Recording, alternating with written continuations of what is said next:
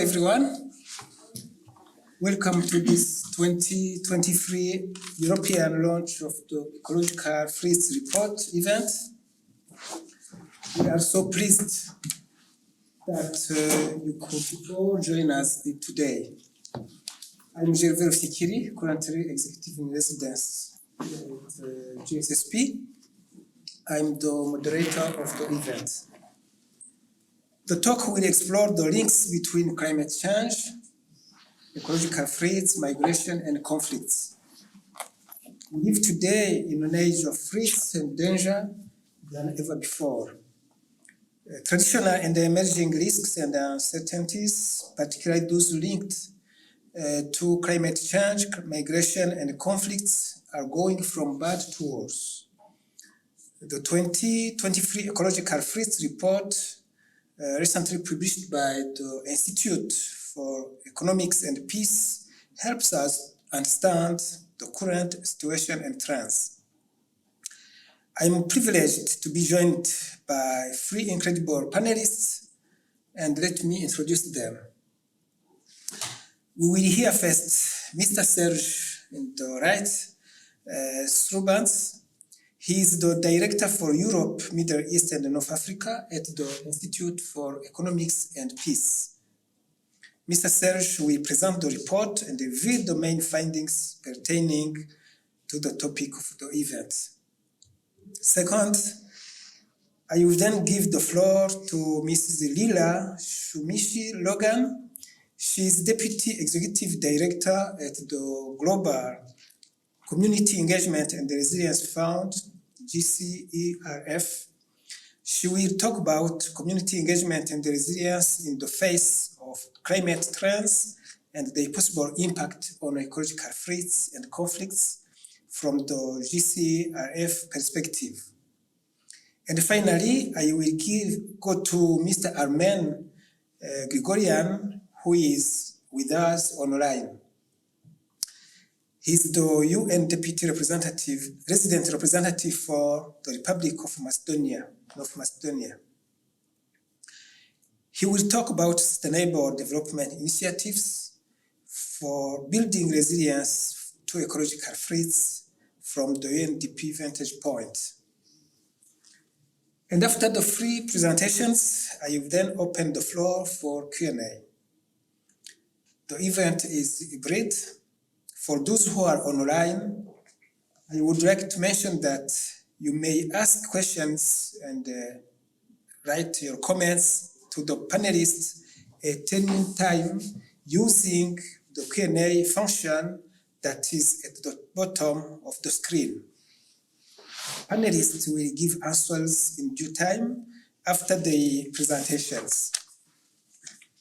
Without further ado, Mr. Serge, we look forward to your presentation. Thank you. Well, thank you very much for your kind introduction, and thank you very much for the audience here in the room and everybody online who joined today. I think it's a real honor for the Institute for Economics and Peace to collaborate again with the Geneva Center for Security Policy, with GCERF, and also with UNDP in North Macedonia. So thank you also to my fellow panelists to join me today. I'm just waiting for the presentation of the PowerPoint to start, so I will use a PowerPoint to present to you, first of all, say a few words about the Institute for Economics and Peace, who we are, what we do, and then, of course, go into the details, the key findings of the Ecological Threat Report, continue with the identification of some hotspots, go into the detail of the different ecological threats we are analyzing into this Ecological Threat Report. And I will finish by mentioning some policy, some conclusions and some policy recommendations. So, so let's just start with the presentation. This next. So the Institute for Economics and Peace is a non-for-profit, independent and apolitical think tank. What we do is measure and quantify peace, identify the drivers of peacefulness, and clearly also identify all the benefits which come along with a more peaceful situation. So in the field of resilience, ecological resilience, societal resilience, happiness, well-being, economic development, and ESG indicators, which will all increase if your levels of peacefulness increase also. We are an Australian think tank out of Sydney, Australia, but with a global outreach. I myself leading the European, Middle East and North African operations from Brussels, together with my colleagues in Harare, which now migrating to Nairobi, which will be our new base in Africa in a couple of weeks from now. And we have something similar, or I would say at least the people doing the same job in the Americas, based in in New York, close to the UN, and my colleague Carlos in Mexico. Why Mexico? Well, because this is the only country in which we also produce a national peace index, really going under the national level, ranking the 32 Mexican states according to the levels of peacefulness. So what we do is identifying three main audiences. First of all, general public. And what we do is transform something which can sound very dry, very dull statistics into something which is enjoyable to read, something which is sparking off your interest, and something which is quite informative. And those are the indexes and the reports we publish on an annual basis. Second of all, it's the academic environment. We see that a lot of our research is referenced in courses, it's referenced in books also, it's referenced in academic research. And third of all, and I think maybe not the least, is to influence policymakers and decision makers, to give them the facts and figures, to really develop correct legislation and make the right decisions. So this Ecological Threat Report is covering 221 country or independent states. If we can take it to one or two levels under the national level, so we're close to 3,600 administrative areas.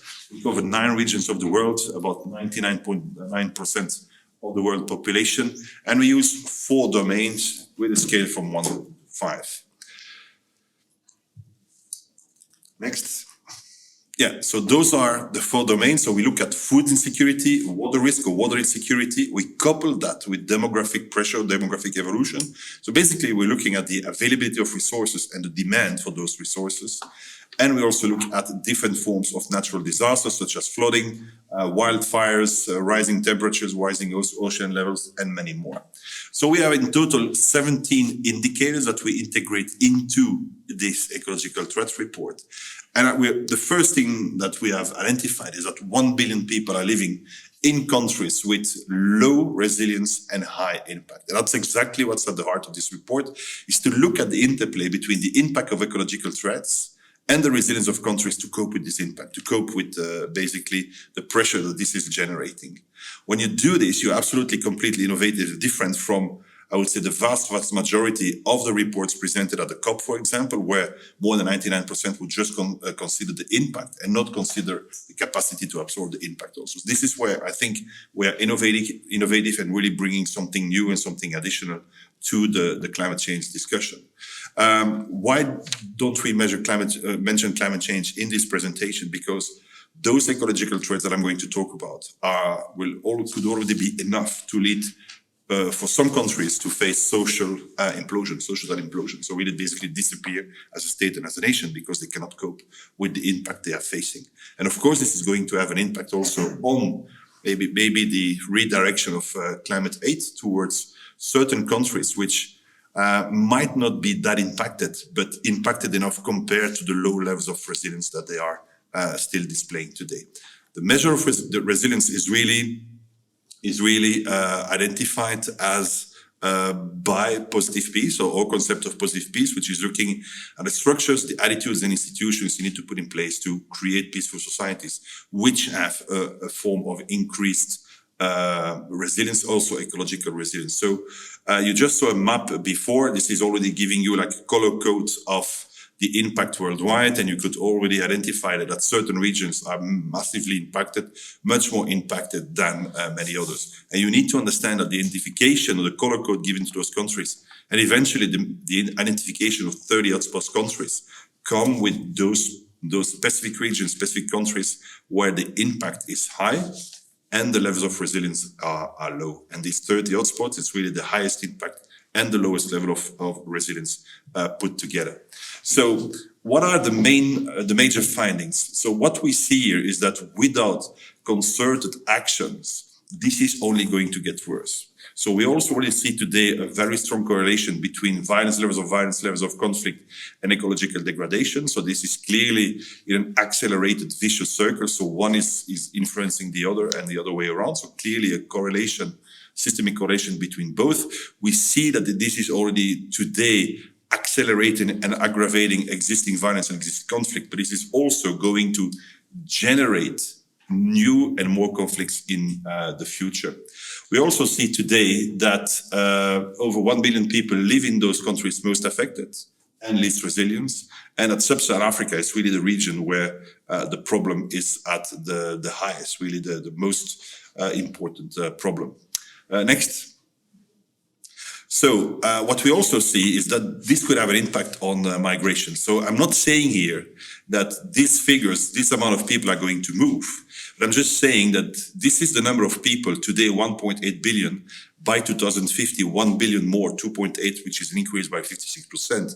Well, today, 1.8 billion people are facing severe ecological threats. So they might be put in a situation where they would have to move. That's what we are saying. We're not saying that they're moving or that they will move, but they will end up in a situation where migration might be or should be one of their solutions.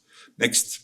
So the other major findings also, I think it's important to understand that everything is systemic and that we see that in those hotspot countries, well, those are countries, or like the top of our ecological threat report, those are countries you will also find back at the bottom of our peace indexes. And we have seen that 24 of the 30 countries with the worst ecological threat report scores are also on the bottom of the global peace index. And you can continue this evaluation and see that you will also find them back on the top of our global terrorism index. I mean, Sub-Saharan Africa is really the epicenter, and more in particular, the Sahel region is today the epicenter of the impact of terrorism also.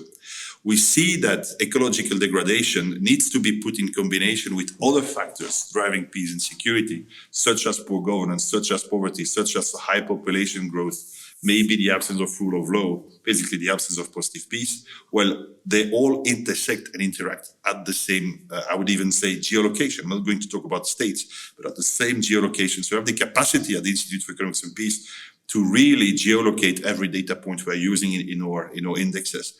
And for Mali, for example, we can see that it's only 3 or 4 really specific locations in the country which are most impacted and where all those factors intersect also. On the other hand, we can clearly see that other countries, other regions are not as impacted and have clearly high levels of resilience left. And I'm talking about Europe, I'm talking about North America also. So that these are the countries least impacted and still most resilient today. And of course, having high levels of positive peace also. So we see 2 different types of situations. We see, of course, a growing gap between the most resilient least impacted and least resilient most impacted. I think, and that's my personal opinion, there is some form of responsibility for those countries which are not so impacted and still have a lot of resilience and still also have a lot of financial assets to support, to help other countries not fall into this further degradation and not fall into potential social implosion. Next. So if we look at the different regions of the world, just confirming what I said about the impact about Europe and North America, we see clearly there that the regions most impacted would be South America, South Asia, and clearly also really with the highest potential level, Sub-Saharan Africa. You see that the MENA region is at the level of Asia Pacific and maybe other regions. Clearly there is an impact there, but not so strong as the impact that you could see in Sub-Saharan Africa. And the wider Middle East, including also the Gulf countries, is also showing a potential level of resilience which is clearly higher than the majority of countries in Sub-Saharan Africa. Just maybe a sideline or a side note there about this. You need to understand that countries impacted by war, by conflict, on average, are investing about 35 to 40% of the GDP in fighting this violence and fighting this conflict also. So you can imagine, and a country which is not involved in that, so countries like European countries with high levels of peacefulness, high levels of positive peace, would on average invest only 3 to 5% into violence. So you need to understand this difference also, that those countries most impacted, least resilient, are also facing I would say, this financial reality, this reality compared to the investments they need to make to counter the effects of violence. So just trying to explain to you or reinforce this idea which type of vicious cycles can be generated there. Next. So when we focus on sub-Saharan Africa, we clearly see that 42 of the 52 countries in the region are facing severe water stress. We also see that 76% of people facing severe food insecurity are living in sub-Saharan Africa.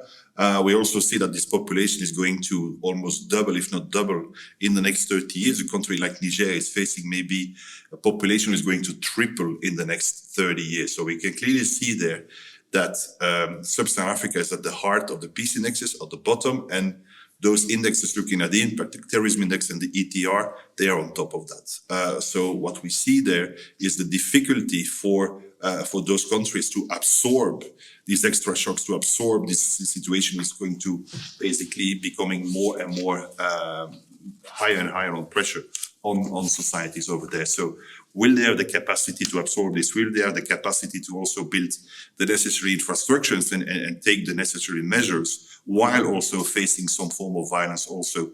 Not pretty sure that this is going to be the case, and somehow we can understand or identify that situation is already very difficult today. It's only going to get worse in the next 30 years from now. So clearly also inciting us to take actions right away to make sure that we support these parts of the world. What we also see is that the majority, 2/3 of the 30 hotspots are in sub-Saharan Africa. And we also see that the largest megacities existing today, but all the megacities that are going to be created the next 30 years will also emerge in sub-Saharan Africa. Next. And, this cycle is, or the resilience that might be at risk, it's quite easy to understand. So we clearly see that we have a potential ecological level, or what we could call ecological health. Shocks are starting to manifest. And then, of course, we're going to look at the societal resilience, which is going to determine the capacity to absorb those shocks. And then, of course, if it's high, well, no problem. You can generate a response, and you can, of course, also take care of your population, rebuild infrastructure. If it's quite low, then clearly this could lead to a lot of frustration, grievances, violence being used, and one is going to accelerate the other. I think in the ETR a couple of years ago, I think in the second edition, we had a special box where we compared Haiti to Japan, both being faced by the same type of natural disasters, but you can imagine that the levels of resilience being completely different when the answer given to those natural disasters were completely different also. And we see that the number of people displaced, the time they were displaced, the distance they had to travel, and the way they were taken into account was completely different. And therefore, the capacity to come back to the initial situation and live in your initial region was also completely different. Next. So this is a slide that I just added also to this presentation to explain to you that 45% of the people on Earth today live in a country which is facing high or severe forms of ecological threats. That's almost half of the world population. I think that's quite a mind-blowing information in this Ecological Threat Report. Next. So let's have a look at the country hotspots. So 30 this year, so we're back to 30. So as I said, those are the countries with the highest level of impact and the lowest level of resilience. Next. So, so it increased again by 3 to come back to 30. We added Niger, Ethiopia, and Myanmar to the 27 we had last year. As I said, 1.28 billion people living there, an increase by 56% in the next 30 years to 2050 to 2.8 billion. We can clearly see that the distribution of the impact is not harmonized. So some countries have more problems than others, but it's a combination with the levels of resilience, which is completely different. What we also see is that countries with low levels of positive peace will have more chances or more danger to end up in food insecurity and water insecurity, and of course, a growing number of population which need those resources. Next. So this is a list of the countries, and you can clearly identify the majority in sub-Saharan Africa. I think we have 5 countries in the MENA region and more countries distributed all over the world. Next. So let's look in more detail about the different ecological threats which are on this report. Next. If we look at food security or food insecurity, well, we see that 42 countries face very high levels of severe food insecurity. Food insecurity means that you basically cannot access on a permanent basis the necessary food for normal life, for survival. So that's clear. We see in concentration in sub-Saharan Africa also of this number of countries. And as you can see, or as you can imagine, there is also a huge combination or correlation between food security or food insecurity and access to water, or access to, or basically water risk or water security also. Next, and there again, of course, the concentration in sub-Saharan Africa. I think I left this slide in the presentation also to explain to you that since 2016, so in the past 7 years, food prices have increased by 30%. And this is a combination of different crises, different factors leading to this. But clearly the conflict in Ukraine, the access to those food resources, but also to the fertilizer resources, combined with the existing ecological threats and other, like a variety of other factors, are leading to this increase by 30% of the food price. So there's a problem there in the production. There's a problem accessing the resources, but there's also a financial problem paying for those resources once you can access them. That's something we need to understand.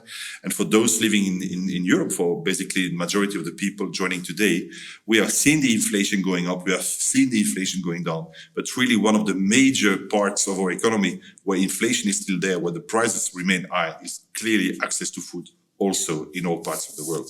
And we can clearly see that when we look at severe food insecurity, well, the vast impact, the largest part of the impact is clearly located also here in sub-Saharan Africa. Next. If we shift to water, so we see, of course, that there again, 2 billion people don't have access to clean water. More than 3 billion people have problems with other forms of sanitation. We see that this water scarcity, as I said to you before, is clearly impacting also the capacity to generate agricultural products. Maybe, before coming to the recommendation, I can already explain something to you. When we look at sub-Saharan Africa, we see that the amount of water, the amount of rain on an annual basis is the same amount than the previous years. The only thing which changed, of course, influenced by these effects of ecological threats and by climate change, is the fact that today the rainfall is much more erratic than it was before. So the main problem for those countries is not to have access to water. It's still there. There's the same amount of water, but it's water capture. You need to make sure that you can capture this water. You can, of course, manage and maintain it, reinvest it, or I would say use it over the entire year, facilitating agricultural production. This increased agricultural production, maybe going from 1 crop a year to 3 or 4, is going to allow you to do 3 different things. First of all, you can be fed. Second of all, you will have a surplus, and you can generate with this surplus kind of an economic activity, which is allowing you to increase your resilience once again. So this is the type of virtuous cycles that you can create by some, I would say, low-key, easy-to-access solutions to capture the water, redistribute it, use it to boost your agricultural production, and at the end of this cycle, create also an economic activity which is going to allow you to see this economic development, but also the development of resilience, better absorbing the shocks that I've been talking about. Next. So this is just showing you what the water risk is worldwide. So you can clearly identify Sub-Saharan Africa, some part of North, Southern America, and of course going down South Asia, South and Southeast Asia. Next. When we look at natural disasters, clear what we see there is an intensification of the existing natural disasters. And also when I say intensification, it means like more often and more critical also. So the impact they can have on our societies, but also on the environment, is much higher than they were before. So that's something that is existing at the moment. And we clearly need to take that into account also here. And of course, there again, always focusing on the same region most impacted. Thank you. Next. All right, the demographic pressure. So clearly what we see there is a concentration of this demographic pressure or increase in Sub-Saharan Africa. As I explained to you before, on average going to double their population in the next 30 years. Some countries even more than this. And when I think, and when I read, and also in the past, this Ecological Threat Report, one of the data which really impacted me is the fact, and when I understood that, I was like, something is wrong there, is the fact that the demographic evolution is the strongest in those locations where the situation is worst. So you would not expect this, but that's exactly what's happening. So where the situation is really the less peaceful, most impacted, this is where you're going to see the highest pressure, demographic pressure also. So in those regions or in those locations where the capacity to absorb the shock, to absorb this demographic pressure is the lowest, this is where you will have the highest level of demographic evolution. And that's exactly what this graph is showing us. Next.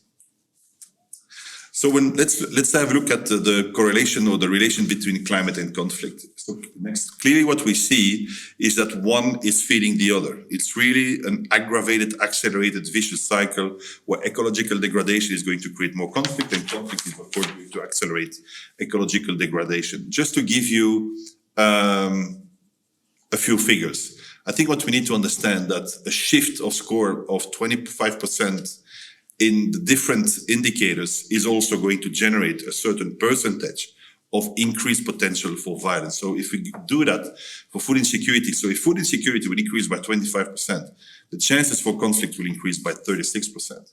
If we do that for natural disaster, it's 21%. Same thing, 25% more water risk. Well, that's 18% more chances for conflict or intensity of conflict also. So there's a clear correlation between one and the other. All right, and there also it's systemic. You need to see this as a cycle where the disinvestment in the capacity to develop your resilience, the disinvestment in the mitigation of ecological threats are just going to increase the potential for conflict, where there again, conflict is going to accelerate degradation. I think this is one of the key elements of this report. Next. There again, there is a clear correlation there between disaster and conflict displacement, where we see that due to the intensity of the impact of the disasters, but also the lack of capacity or the decrease in capacity to absorb those shocks, well, more and more people are going to move, are going to be displaced. And we see that the average, 30% of the people displaced move about 500 kilometers. We see that the majority tries to stay in the same region or close to the region, always with the ambition to go back to the place of the country of origin. And then only the smallest part is really going the long distance and basically also eventually change continents. Next. Now there's one special chapter in the ETR about megacities in migration and the development of megacities. Next. I think what we need to understand about megacities is that they are emerging in those places where you don't want to see those cities emerge. And you need to understand also that cities, per definition, are built on the best potential agricultural ground, because it's always like riverbanks, there where people used to find those resources to develop their economic and social activity. So it's on the best grounds and close to water potential that you will find the emergence of those cities and megacities also. Of course, we see an increase from 33 to 50 by 2050 in those regions most impacted. So we're talking about Southeast Asia and I would say or Asia, more in particular parts of China, and clearly also in Sub-Saharan Africa. You need to understand that people migrating to those cities will not end up in the bank district in the center of those cities. They're just going to conglomerate on the outskirts and making these cities bigger and bigger and bigger. Those cities do not have the capacity to absorb the flow of people coming to them, and they don't have the capacity to provide the public goods. So the infrastructure will not be there, education will not be there, sanitation will not be there, economic development will not be there, security will not be there for those populations coming to those megacities also. So there again, and of course WHO is also looking at different health indicators in those cities, like pollution in those cities, basically also impacting the health of those people. So there again, you will see cycles being generated, negative cycles being generated, trying to find a better future, but definitely those cities are not going to provide you with a better future also. So next. And clearly when you look at the people, the evolution, the demographic evolution, inside the cities and outside the cities, you clearly see a huge difference. You clearly see people coming from rural environments moving en masse towards those mega cities and creating them also. Hoping for a better future, definitely not getting it. Next. So this is the last part of my presentation. So let's come to some conclusions and policy recommendations. Yeah, next. So clearly there, what we want to see, or the message we want to convey is that current existing policies will not solve this. It's not going to bring a solution. So we need to do much more than this. We need to come up with new, I would say more strong form of policies to really address this correlation, this combination between impact and resilience. So we need to mitigate, adapt, and address the impact on one hand, and we need to continue to have efforts in there. But on the other hand, what we also need to do is to increase the resilience of countries to cope with their with those shocks. So we need to be a better analysis. I think we need to understand that this is something which is strategic, which is mid and long term, and systemic also. So the challenges are systemic, the solutions should be systemic also, and therefore the analysis that you are going to bring or to produce needs to be systemic also. I think what we need to understand also, and that's something where we can definitely have an impact also in the short term, is we see the strategic approach to climate change, strategic approach to peace and security, maybe at the UN level, very strategic, and also the financial assets that are available at that level are just like incredibly high. And then we see the local solutions, which are basically always the best solutions, really creating the positive change at the grassroots level. What we are seeing is this missing meso level between those two extremes. Basically a level where you would find financial assets which could bring together several civil society initiatives and really create something really systemic for the countries in which they are existing, but also kind of a translator of the aspirations from civil society and the strategic vision of the highest level. So this middle level there is missing, and we definitely need to develop this. And then we need to come with, I would say, low-key, low investment, but very effective forms of adaptation and mitigation. And I think we give in these policy recommendations two potential ways to do that with FNMR. So refoliation, making sure that you recreate a forest, that you recreate basically good agricultural land to work on. And the second thing you can do, and I spoke about this before, is water capture, making sure that you can capture water and that people can have access to basically fresh water or water that is able to be consumed. Next. So that's the end of my presentation. All our reports, everything we produce, this PowerPoint and much more, the interactive map, you can find it all back on our website called visionofhumanity.org. You can follow us on social media. Thank you very much for giving me again the opportunity to present the result of our research, and I'm already looking forward to the interventions of my fellow panelists and also the Q&A afterwards. So thank you so much.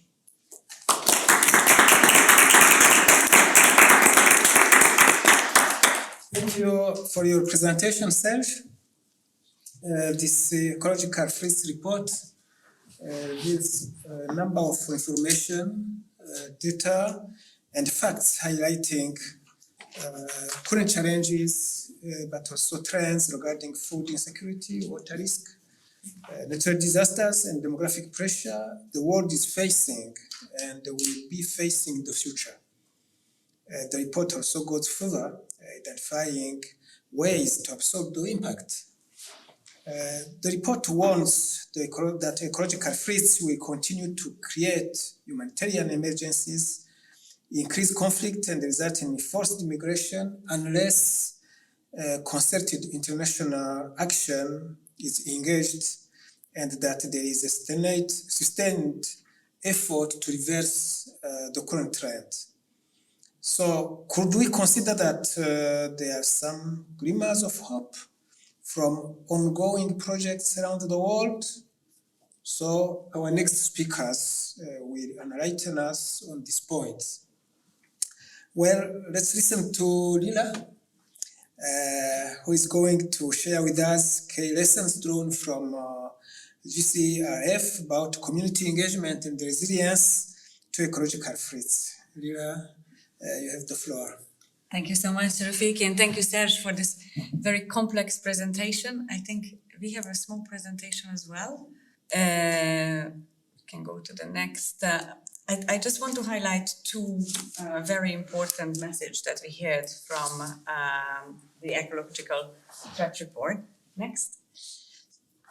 So number one, that ecological challenges are threat multipliers. I think this is extremely important from our perspective when we are talking about preventing violent extremism.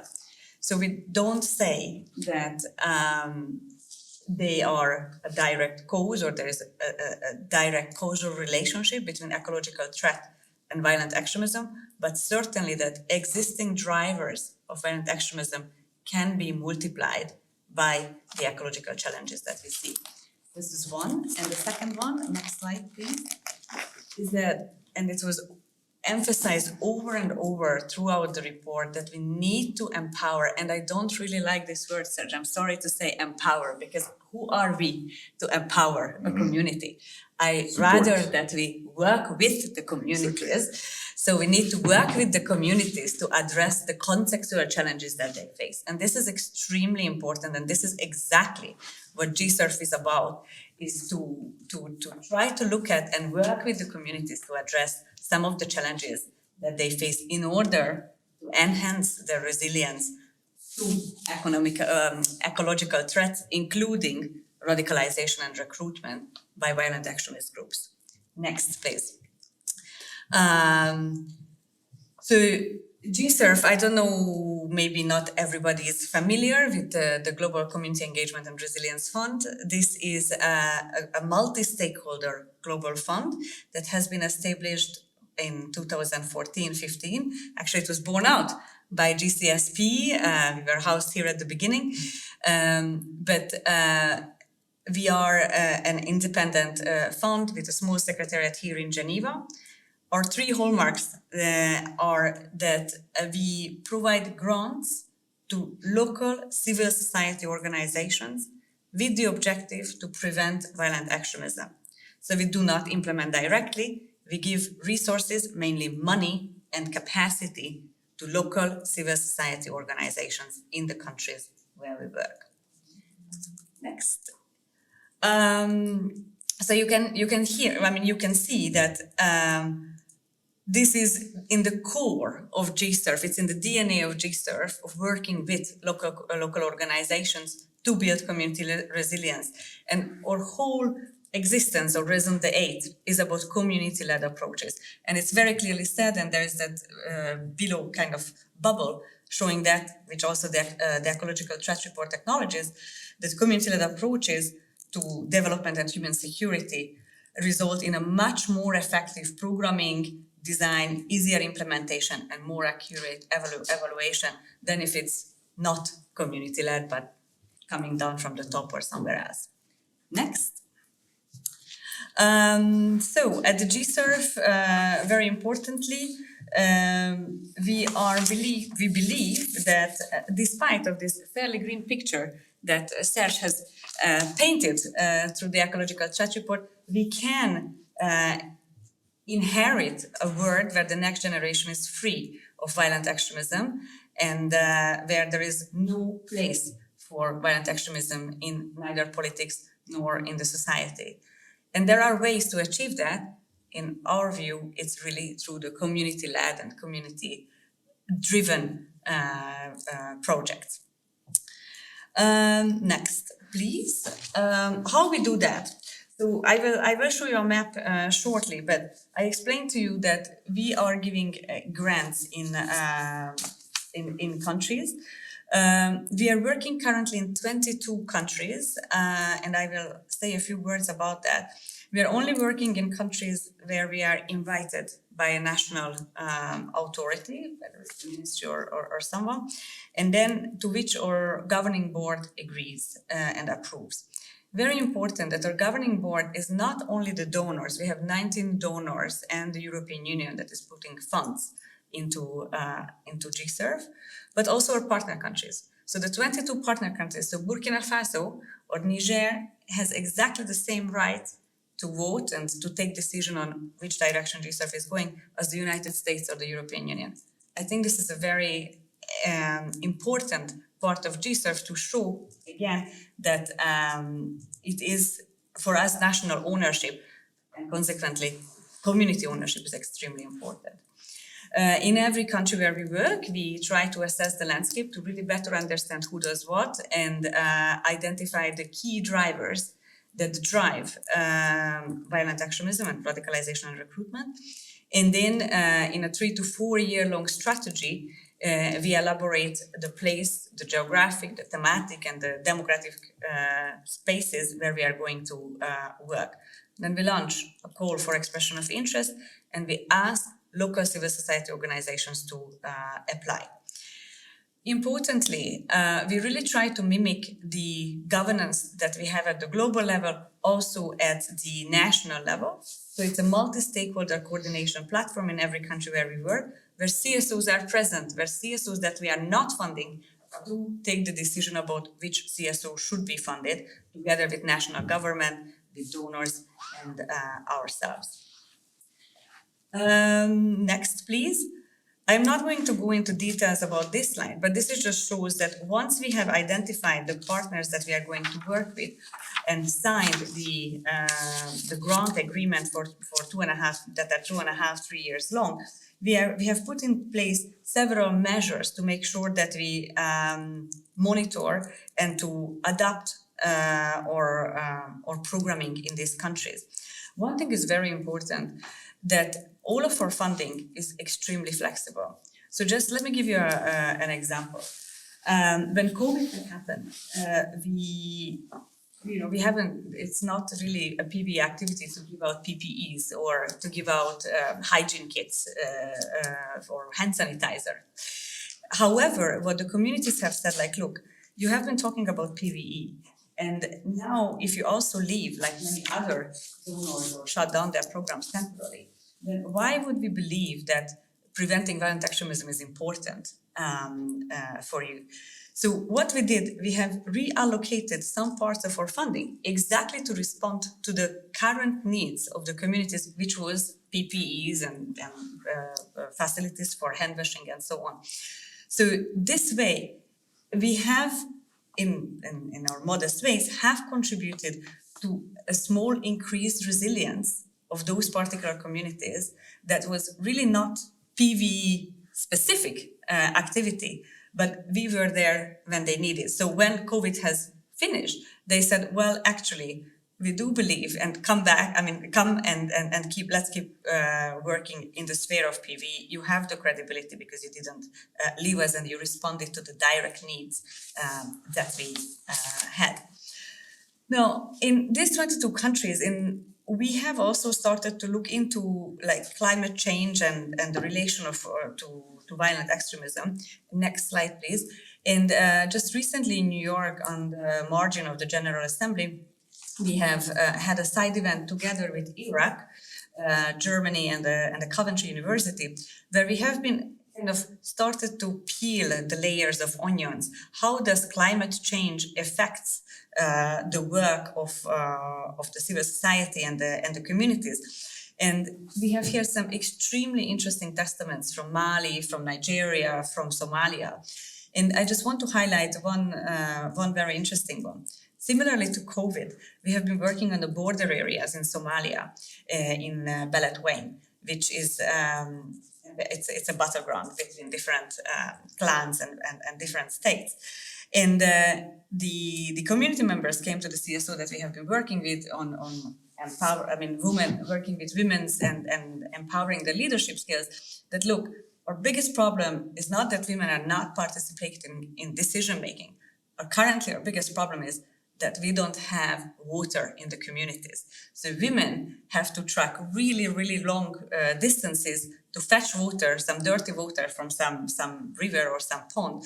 And this really exposes them to security risk, both gender-based violence, but also they can be on this long way that they are tracking, other people can walk with them and can influence them and their thinking. So can you help us to get water into our communities? And we said, well, yes, this was not part of the agreement, and this is clearly water tracking is not a specific PV activity. But they said this is what is going to contribute to the increased resilience of these women who we have been training on leadership skills, because in this way they will have more time to come to your activities, they will have more ownership and leadership in managing their households and so on. So I think these nuances are extremely important when we are supporting this type of programs. And this came out from this very interesting discussions. Next slide, please. Another thing that before we go to really look at the relationship between climate change and PVE, there are a lot of lessons learned already from the field of migration. And our executive director, and he's very well known, Dr. Khalid Kousser, he is the migration expert, and I'm stealing the slide from him. But this slide is really kind of captures 20 years of research on migration. Migration is a highly politicized agenda, we know that. There is still a lack of consensus on numbers and patterns and processes and what triggers migration and so on. Clearly, there isn't a causal relationship between climate change and migration. There are certainly correlations, but not necessarily a causal relationship. There are still gaps in legal and institutional gaps. So, for example, the 1951 convention does not cater for people that are migrating because of climate change. There is no legal protection for people that are migrating because of climate change. And one can ask, why can't we just modify or update this 1951 convention?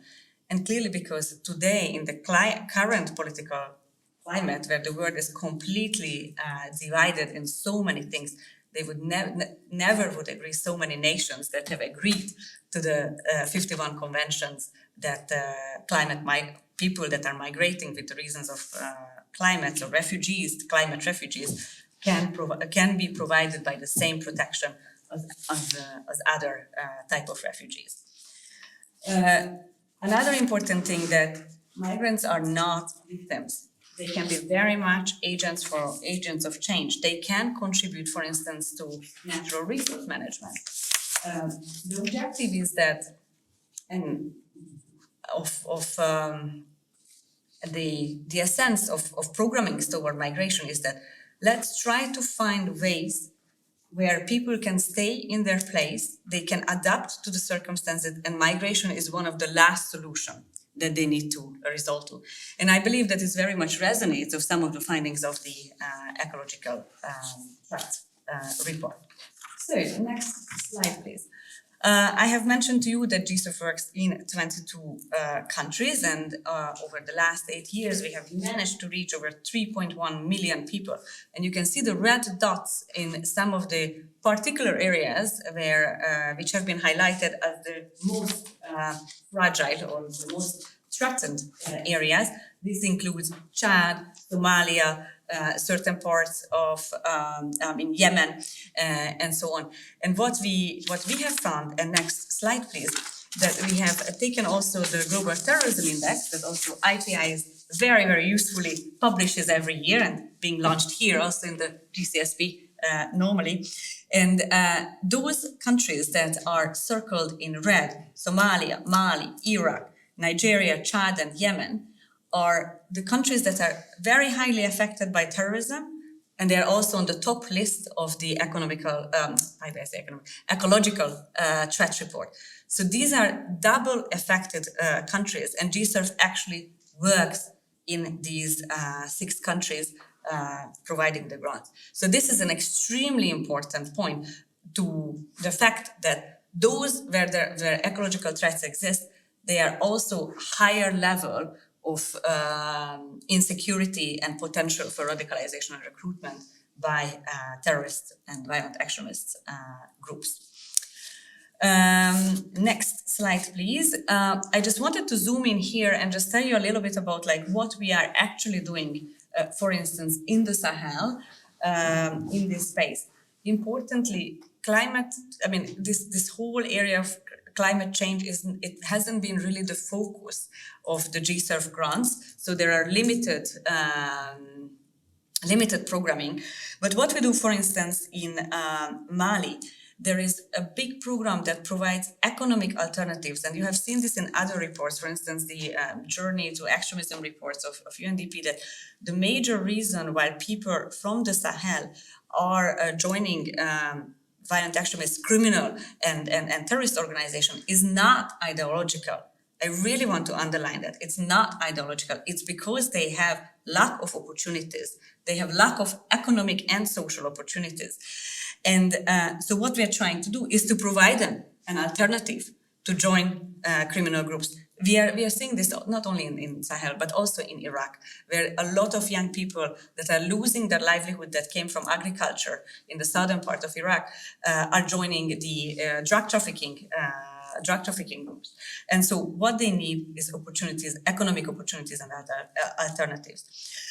In Mali, in Burkina Faso, in Niger, we are promoting a lot of cooperatives. And in fact, this has been also highlighted in the Ecological Threat Report, that cooperatives are one of the very good ways of bringing people together, of building cohesion, social cohesion between different types of groups. And this can also help overcoming perhaps some of the issues that comes from different ethnicities, because we are cooperating together, putting in funds together into small groups.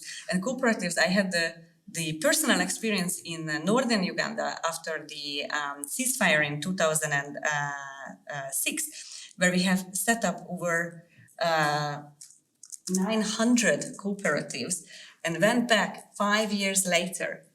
And about 750 of them have still existed and have been proportionally grown, because these have been something that especially women who have been affected by displacement and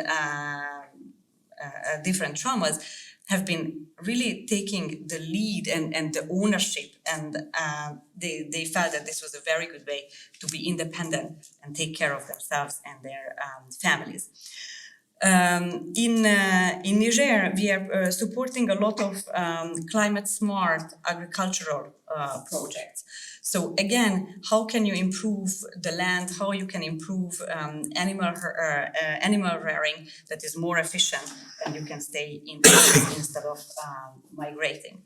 It's not here, but we have been working also a lot in Western Nigeria, where we have been promoting a lot of dialogue between farmers and herders.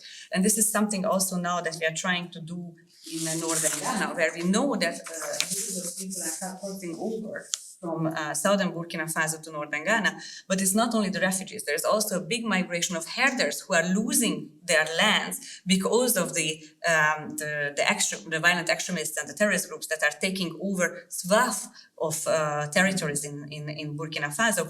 And this generates a lot of conflict between the local Ghanaians in the northern part and those herders who want to use their lands for their animals. Next slide, please. We also started to work this year, both in Iraq and Yemen. And I just want to highlight also the point that Serge has mentioned, the whole issue of water stress.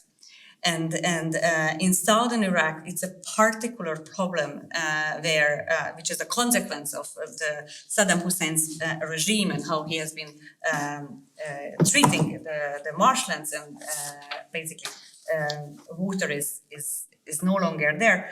And this is a particular hotspot area for young people to try to leave and to join illicit activities. Thank you. I have 2 minutes left. I am coming very much so to the end of my presentation. In Yemen, it's a little bit different because it's a major humanitarian crisis where millions of people have been losing their lives, their livelihoods, and have been displaced. So here we feel that perhaps we are not even there yet, that we can address some of these ecological threats. And if you want to push towards stabilization and kind of build on the existing extremely fragile ceasefire, you need to start engaging first with children and structures around them. And here we are really looking at trying to put back former child soldiers who have been, and there are thousands of them. I mean, it's one of the highest number of children who have been recruited into both state and non-state armed groups in Yemen in the war, and try to put them back into education system and help rebuild or support the rebuilding of formal and informal education system. Because if we have seen that education does play a part in addressing some of the drivers of terrorism and also ecological threats. With all that, next slide please, there are a couple of lessons learned, and I would like to just highlight one in the interest of time, that environmental management as a method for building resilience against radicalization and recruitment, emphasizing access to social and economic opportunities and social cohesion is extremely important. And we have seen this in several countries that I have shown you. Another one is that clearly climate change exacerbates conflict and displacement with correlations to violent extremism. But, and here is the but, it's very easy to say, but we are on the opinion, and that's my last slide, that there aren't yet substantial evidence to really substantiate this claim. And so if you go please to the next slide, we are hopefully in the process of launching a project where we really would like to better understand climate fragility and PV, the PV nexus. And there are some thought-provoking questions that we would like to look into in the next year. And so building on the colleagues and the partners' experiences, the communities and the CSOs' experiences, to better understand really this nexus and not just say that there is something. And I find particularly interesting the question, which also applies here for GCSP, IPI, GCERF, and many others, UNDP, that what is the role of the international community in supporting resilience building and to climate change and violent extremism prevention, both at the institutional but also at the community level. And what is the type of partnership that we need? We know that it has to be community-led, but how can we really maintain this and ensure that localization is a key aspect of this partnership? I thank you for listening to me. I thank my colleagues who have came, and back to you. Okay.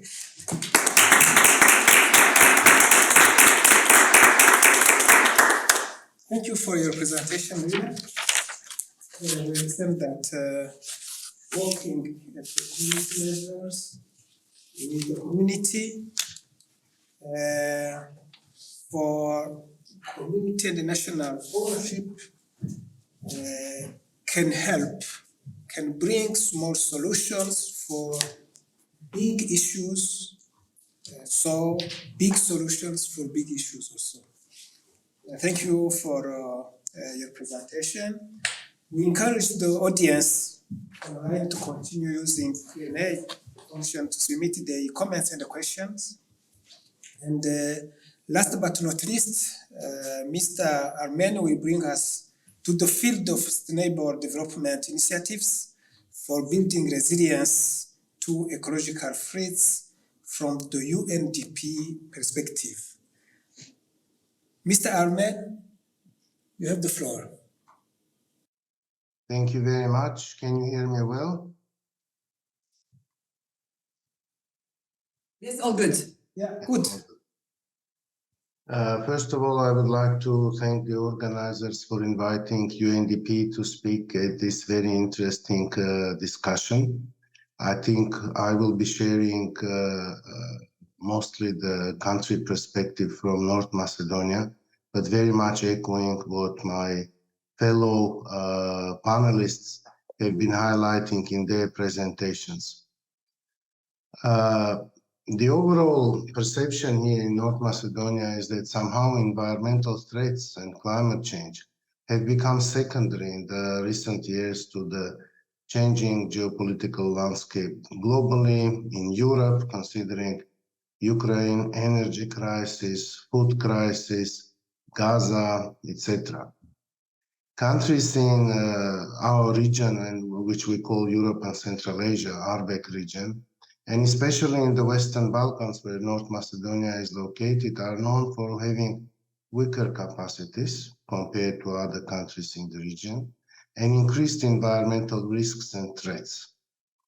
The combination of weak capacities and increasing risks and threats can be dangerous, especially looking at it from the point of view of recent trends when the capacities are redirected in many cases to the areas of other burning priorities.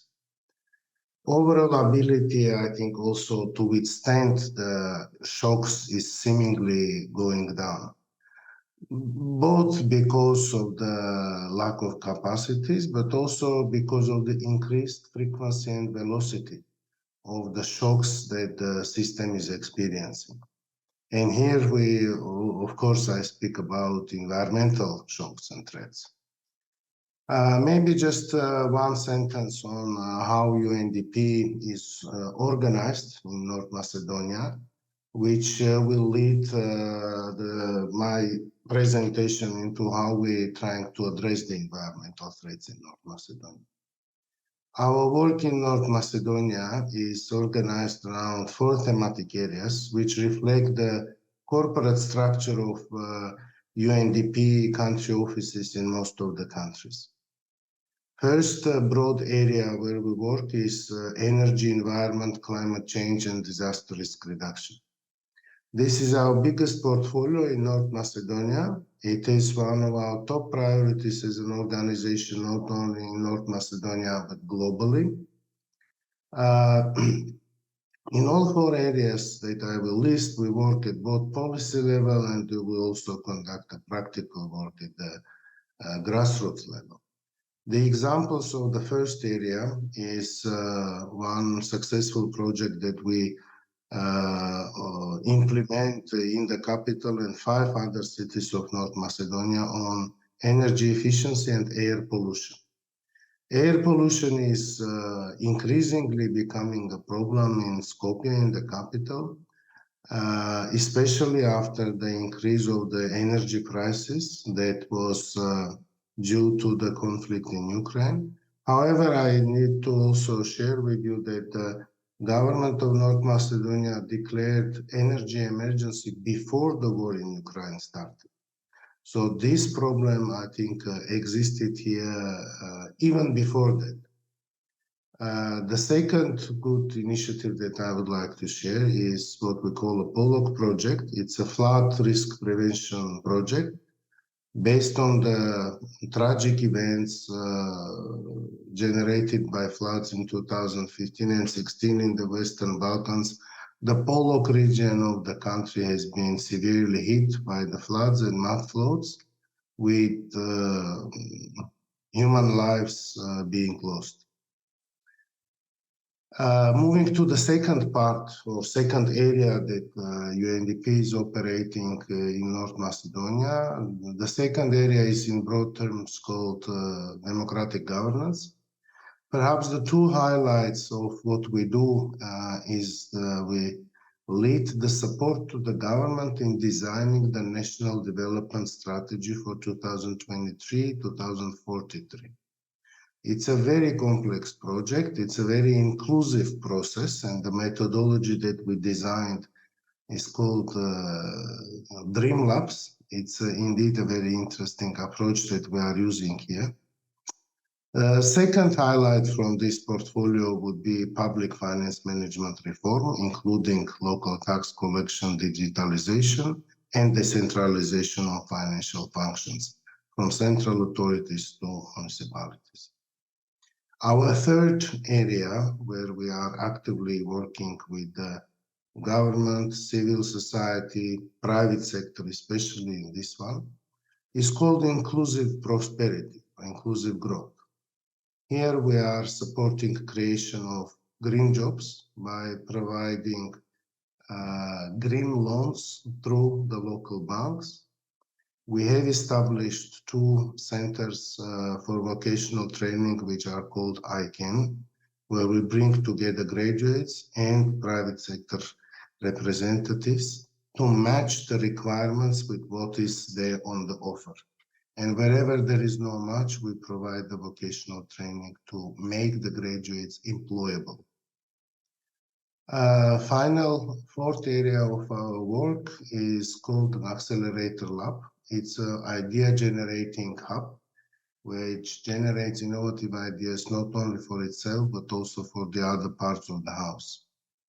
Two examples perhaps that I would like to share with you on this is establishment of the first in the Western Balkans bio-waste hacking lab with the city of Skopje, with the municipality.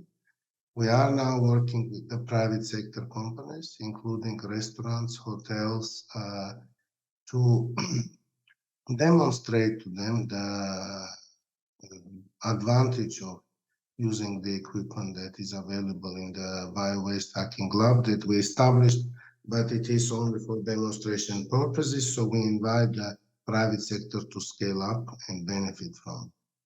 The last point that I would like to make in relation to how we address the environmental threats in North Macedonia is this year the country marked 60 years anniversary of the devastating earthquake that hit Skopje in 1963.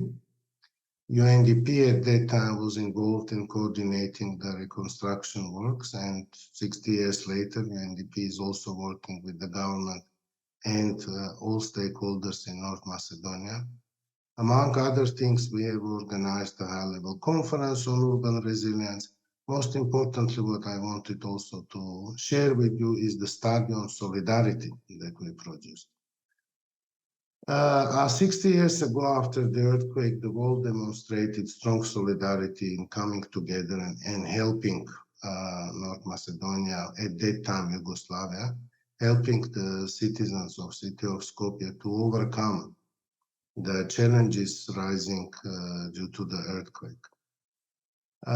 For those of us who recall the history, Yugoslavia at that time was neither part of Eastern Bloc nor part of Western Bloc.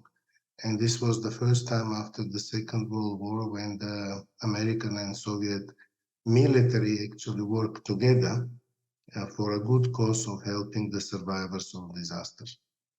We did provide a lot of considerable support to the city of Skopje on this. Now, in this year, we organized a coordination among all stakeholders on commemorating the events and celebrating the resilience of people of Skopje. And we produced an interesting study on solidarity of the city of Skopje, where we invited best authors from North Macedonia and abroad to see how they, to share with us how do they see the solidarity that happened to the city of Skopje and was offered to the city of Skopje 60 years ago, and how the city of Skopje and the people here repaid this solidarity back since then to the rest of the world. Perhaps the second part of what I wanted to share with you are the several aspects on our work in these days in North Macedonia. First, perhaps food security. This is interesting to observe that in the European continent, we still face the food security and malnutrition issue. While unemployment rate is not increasing, the earnings or relative earnings or the purchasing power in North Macedonia decreased to strong inflation due to strong inflation, raising concerns about potential food security issues. And it is not only the case in North Macedonia. In most of the countries, I think 6 countries of the Western Balkans where we operate, the governments had to take drastic measures this year to keep the food insecurity under control by mandatory freezing the prices of up to 25 basic food commodities. This measure will be in place till end of the year and then will be revisited. Similar decision was taken by the government last year, but in relation to energy sources. There was a freeze of 3 months, I believe, for the prices of energy sources, including benzene, natural gas, and coal. According to WHO, World Health Organization, after the COVID pandemic of 2019 and 20, the global food prices rose by 35%. In 1 month after the Russian invasion of Ukraine, the food price index in North Macedonia rose by another 18%. And as of July 2023, it remains almost half as higher as it used to be in pre-COVID conditions. The second aspect that I wanted to share with you after the food security is natural disasters and displacement originating from it. The annual frequency and velocity of the disasters in North Macedonia is increasing, as probably everywhere in the world, due to climate change, due to better registration of disasters, but also due to certain inactivity of people to prevent it.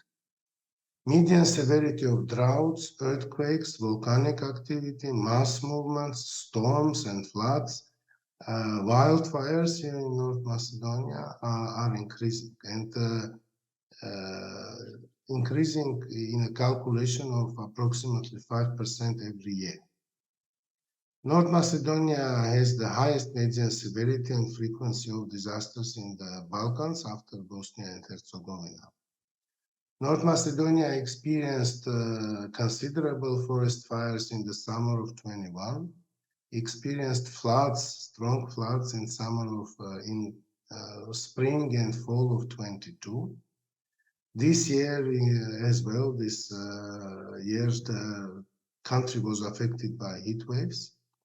And this is the new normal. This extreme weather events and disasters, it's not something outstanding anymore, at least in our context.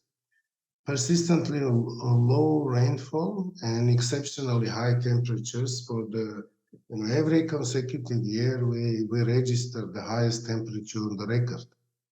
So I think this is a trend, and I think we will need to learn how to live with it, how to tackle it, how to mitigate the risks that are associated with it.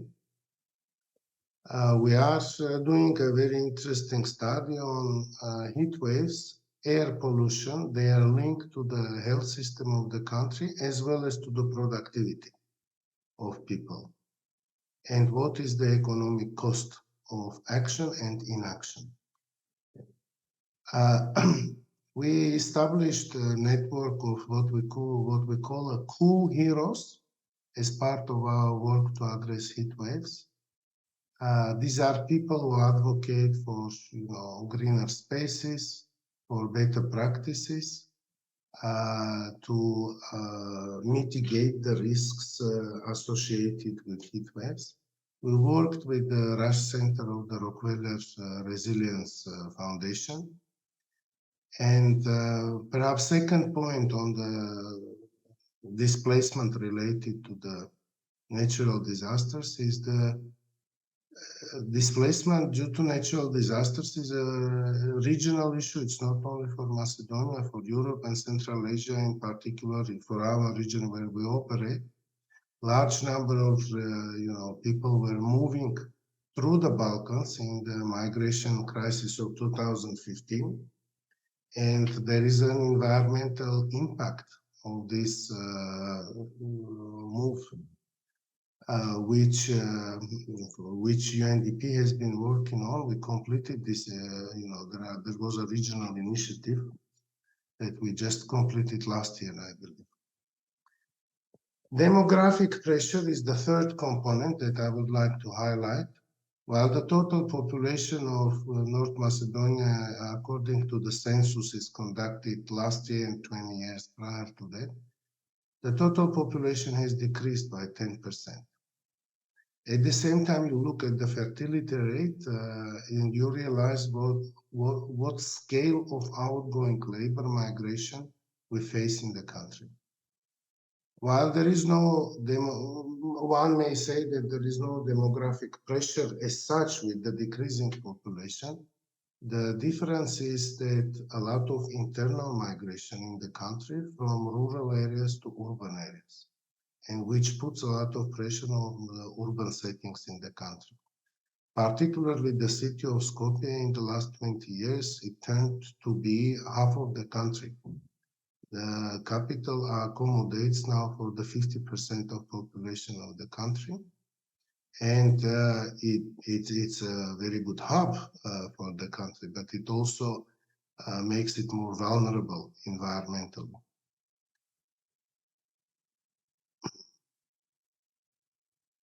Water is another component that I wanted to put on the table also for the Q&A part of the discussion.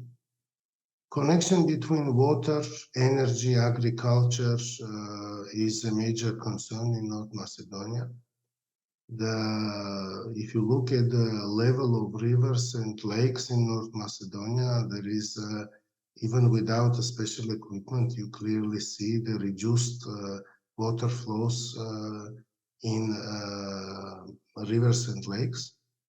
Managing water and setting up agreements and working together to share water fairly is something that UNDP is doing in different parts of the country. We have supported establishment of water associations. We are working a lot on the water waste management because existing limited, clean water resources are being polluted and damaged extensively. With drier and hotter summers, water scarcity increasingly becomes an issue, combined with the increased consumption per capita due to heat waves and pollution. It was observed that the consumption per capita of water increased by 30% in the last 5 years. The last policy area that I wanted to share with you is energy. Unfortunately, with the energy crisis, as I mentioned, the price of the energy in North Macedonia increased 5 times. Not 5%, not 50%, 5 times, 500%. And this, of course, redirects a lot of the resources from the state and from the citizens from other issues. I will conclude with several policy recommendations the way we see it in North Macedonia. First is perhaps building resilience and resilient infrastructure as well, including resilience of communities at the local level. Second, I think be more inclusive and broaden the range of actors involved in decisions and in planning and implementation on how to address, how to identify, how to monitor and tackle environmental threats. Third, perhaps do give diligent consideration to security-related aspects, especially on infrastructure-related projects. Our thinking is that solutions to ecological problems require short-term cost, but long-term benefits will come. Many of the solutions to ecological problems can generate income and jobs, but also many of the solutions can be nature-based solutions, be using the nature's own force. Obviously, empowering local communities, I recall there was an earlier reflection on this, is something that will make the community stronger and more resilient. And this is something that we do a lot in out of 80 communities in North Macedonia. UNDP is directly working with around 60 communities. So this is in brief of who we are and what we do and how we address the environmental risks and challenges in North Macedonia. Thank you very much, and I'll be happy to answer any questions. Thank you.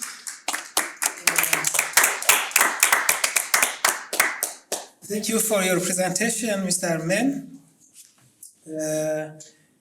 Thank you to all you speakers for the high quality presentations.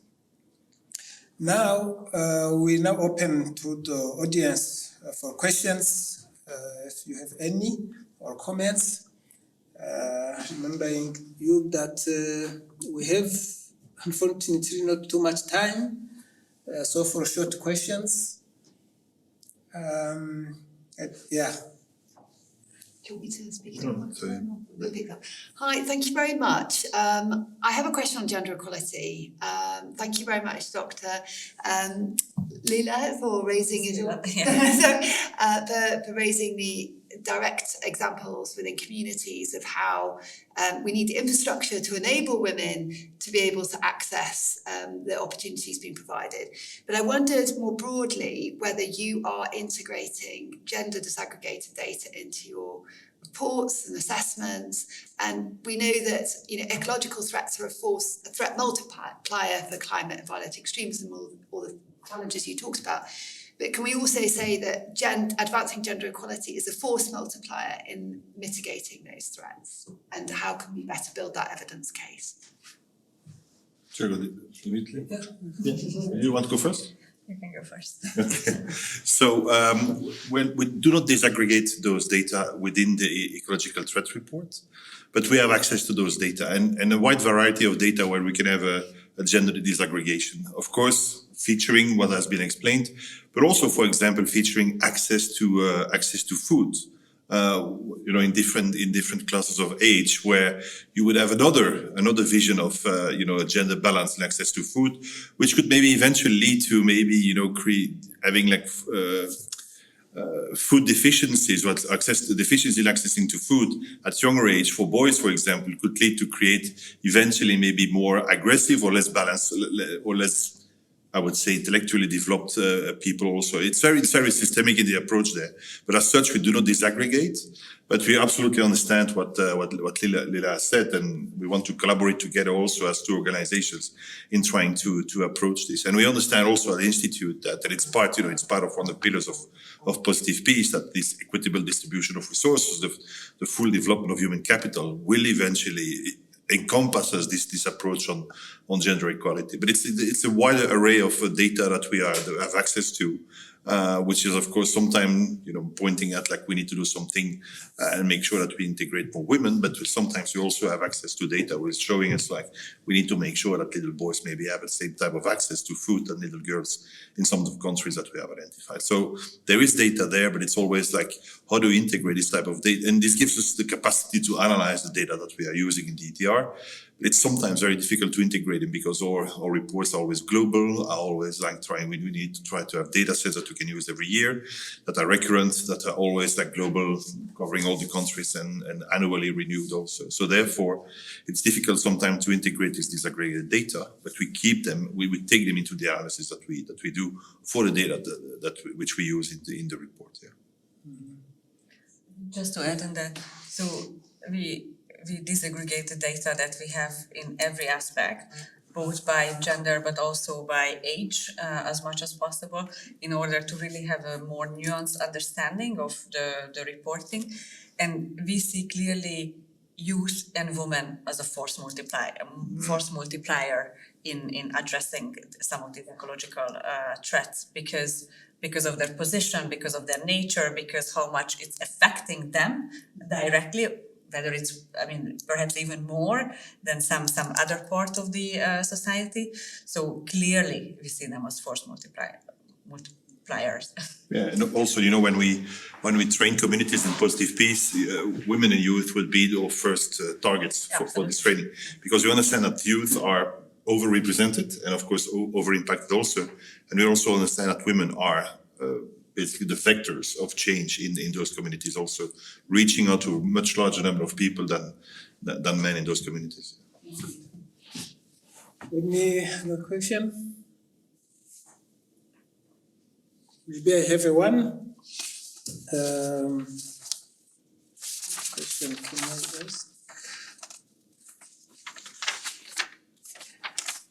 So, there are feelings of fear or protectionism growing, which is increasing, manifesting themselves to a great extent, which is working against the reception of migrants. how can migrants prevail as a humanitarian and human rights issue, and at the same time elevating the fear of the population in the host lands? I'm happy to go on this one. It's because, let me take the example from people who are being returned or returning from northeast Syria, from Al-Hol and Al-Roj, women, children. So what we have seen, especially in the Western Balkans, where the national governments agreed to return the people. North Macedonia is one of these very smart governments and foresighted one. One thing is the rehumanization of these people, because there is in the media, and without putting any blame on them, but we have these images of completely dehumanized people. They are being treated by political regimes and governments as objects, right? So we need to give a face. We need to understand their stories, their trauma, the reasons why they are coming and what they are doing, and then this can then create sentiments in people that is not a negative one, but a positive one and a welcoming one, and seeing them as an opportunity instead of as a threat. And this is the job, I think, many of the international organizations, whichever work or domain of work we are specialized at, but also very much of the media, and we have a clear responsibility in helping the rehumanization of people. Another thing that we can do is really working at the national government level. As I said it in the presentation, we can't really reopen the Pandora's box of the 1951 convention, but what we can do is to adapt the local policies. For instance, the policy in the UK can be adapted that refugees that are coming or migrants that are coming because of climate reasons can be accepted and taken in and provided decent opportunities. Yeah, absolutely. I think this positive approach is absolutely necessary, and really we need to bring into the attention of the international community this concept of positive migration. And absolutely right to say you need to rehumanize, unfortunately, people in there. I think what we are looking at is basically what the research we're producing is telling us is like, we have doubled the number of IDPs and refugees over the past decades. I think our report is showing you that there is a potential there for further migration, only focusing on one aspect. I think what we need to understand is that, like, protectionism, as you have mentioned, it basically building walls and making sure that those people cannot cross the Mediterranean. It's absolutely stupid, because we need to understand that there's already a potential today, and it's only going to aggravate in the coming 30 years. So there is one thing you can do, is basically intervene in the countries of origin and making sure that, as I have said during my presentation, you not only mitigate the impact, but you also increase the resilience of those countries to cope with that, for them to basically balance also the impact for the population. And I think we need to understand, and that's a positive approach to migration. We need to understand today that nobody chooses to migrate. Migration is always imposed on you. There's always a reason why you can't stay where you were born. There's always a reason why you can't stay close to your roots. And that's exactly how we need to understand it. That's exactly why we need to have action, is make sure that we can create environments, we can create communities in which people can not only feel well, but also, and that's the mission and the vision at IEP, have the potential to flourish and have the potential to attain their full potential. That's what we need to do, both in the countries of origin. Absolutely rightly like to say that we need to have a more positive approach to migration, but that comes with two responsibilities. First of all, you need to organize migration, so making sure that you can do and receive people when they arrive in your country, not just open your doors and then see what's happening, what's basically happened in the past 10 years in Europe. And second of all, you have also a responsibility in the countries of origin, and there we definitely need to understand better this humanitarian development and peace, security nexus, and we need to come up with effective development, also development with a clear goal to increase resilience in the countries of origin. Thank you. So, running the time, I would like to Armen if you have any concluding remark. Maybe just on returnees, a quick remark from our side. In North Macedonia, the government, we are working with the government and a number of other agencies actually, within UN and outside on what we call a returnees project. This includes returnees to North Macedonia with North Macedonian passports, people who are coming from war zones. Most recently it was Ukraine and now Gaza, but also labor migrants who are either unsuccessful, in some cases they are prosecuted in other countries. So their returnees, it's also reintegration. And reintegration, I agree with the fellow panelists, it's humanizing them first of all, making sure that they have the dignity of their lives back with them. But also there is a lot of bureaucratic procedures that they have to go through, missing documents, land ownerships, etc., etc. In addition to this, of course, increasing their employability is something that we work on, because for us there is no equation between aid and trade. It's much more. It's much better to educate and help them and give them the tools to be employable, rather than continuously supply them with subsidies that will demoralize them after all. This is my comment. I also see there is I think in the Q&A there is a question there. I'm not sure how this can be answered technically. I'm happy to jump in if needed. Thank you. Okay, thank you for your words, what you said. And we received actually a question in the chat that we sent you. If you want, I can read it out loud. So we can just maybe answer this last question. For the timing is okay. I think we can go 5 minutes longer, because he put this question like always already like 10 minutes ago. Give me the question. So it's a great presentation, so complimentary. First question, how are you coupling your action and results to SDGs? Second question, how can we help train a new generation of leaders in sustainable leadership to be prepared to face some of these security and resiliency challenges they will face in the coming years? Can I go first? Okay, go first. Yeah, I think, first of all, to answer the second question, that's exactly what we try to do through our Positive Peace workshops and training we do in Positive Peace. And we are even developing this concept in creating, together with other partners, something called like a peace leadership course, making sure that you can explain how you can create peaceful societies, but also explain how you can mediate and negotiate and also manage the change in societies to go from the state in which they are at the moment into more peaceful societies. Can you just come back to the first element, please? How you link it to SDGs? Oh, yeah, the SDGs. I think I already answered this part by saying that we need to go to do a better job in really develop efficient development. Really, we need to understand what's going on. We need to have this systemic analysis about those systemic challenges and really come with the correct solutions. I mean, I spoke about the missing meso level, and definitely we can talk about the silos at the UN, for example. We need to come up with this systemic analysis. Yeah, thank you. Okay. Good. Any comment? Maybe Armen. Okay. Armen, do you have any comment? Yes, thank you very much. On the SDGs, I think 2 points that I would like to highlight. First, at the national level here in North Macedonia, all our work is actually under 3 umbrellas. The global umbrella, which is Sustainable Development Goals, the regional umbrella, which is EU integration and accession of North Macedonia, and the national umbrella, which is National Development Strategy.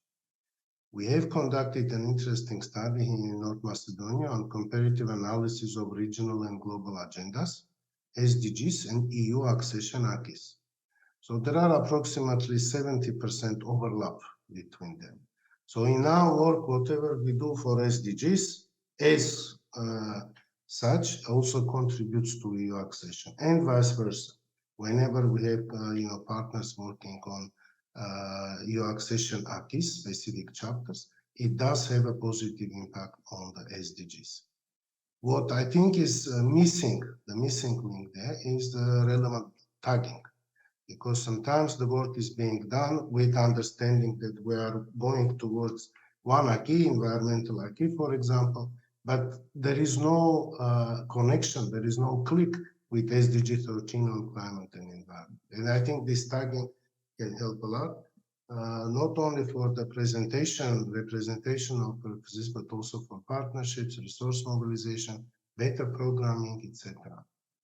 Second point that I would like to make is that this year at the SDG Summit during the General Assembly in September in New York, around 100 countries produced SDG push report. This is a snapshot of where we are with the SDG achievements. North Macedonia was one of them. The report was produced by UNDP country office, and we feeded the information to the office of the president of the country, to the prime minister's office, who were presenting the country, and they shared this information there.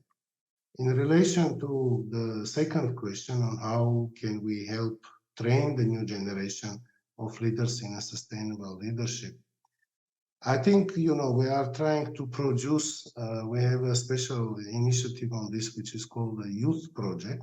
We are trying at the regional level, it's actually a Western Balkan regional initiative, we are trying to help the new younger generation to live a more sustainable, green, and better lives. I mean, with sustainability comes first, the first angle that, we use is the environmental sustainability. But obviously there is more to it, to sustainability than only environment. And the exchanges that are taking place between the youth representatives of 6 countries in the Western Balkans, we value them as we see them as very important, because people learn from each other. People understand what sustainability means in different contexts. So these two concepts, sustainability and solidarity, we really think that they are, if they are coupled together, they will produce very good results. Thank you. And if I just may, just on the second question, just 2 sentences. I think one way to help train the next generation of young leaders is by listening to them.